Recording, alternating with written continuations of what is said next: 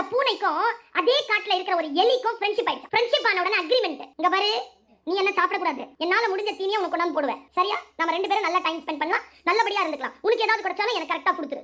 ரெண்டு பேரும் நல்ல அக்ரிமெண்ட்ல ஓடிட்டு இருக்குது. திடீர்னு ஒரு நாள் பூனைய காணோம். இந்த எலி தேடுது பூனைய, காலையில இருந்து தேடிச்சு, மத்தியானம் ஆயிடுச்சு, பூனைய காணோம். களைச்சி போய் வீட்டுக்கு வந்துட்டு சாப்பிடறதுக்கு வந்துச்சு. அப்போ அந்த எலிக்கு ஒரு குட்டி இருக்கு, எலிக்குட்டி. அந்த எலிக்குட்டி சொல்லிச்சு, ஏமா எங்கம்மா பூனை மாமாவை காணோம், காலையில இருந்து தேடிய கிடைச்சானா?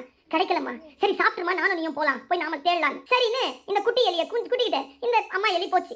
போய் சுத்தி பார்த்துட்டே இருக்கும்போது சாயந்தரம் ஒரு 4:30 இருக்கும். அந்த காட்டினுடைய ஓரத்துல ஒரு வேடன் அந்த பூனையை பிடித்து வைத்திருக்கிறான். அந்த வேலி போட்டு, இந்த வலை போட்டு, வலைக்குள்ள இருக்கு பூனை. பாத்துருச்சு இந்த எலி, ஓடி வந்துச்சு. டேய் இங்கேடா இருக்கிற, காலை 5 மணில இருந்து தேடுறான்டா. ஆமாடா ரொம்ப கஷ்டமா இருக்கு, சீக்கிரமா கடிச்சு விடுறா, நான் வெளியில வந்துறேங்குது பூனை. இது கடிக்க ஆரம்பிக்குது பாருங்க. பக்கத்துல இருந்த குட்டி எலி வலையை கடிக்குது. வலையை கடிக்கும் போது தாய் எலி குட்டி எலியை பார்த்து சொல்லுது, கடிக்காத, கடிக்கிற மாதிரி நடி. அதிர்ச்சியா பாத்துச்சு அம்மாவை.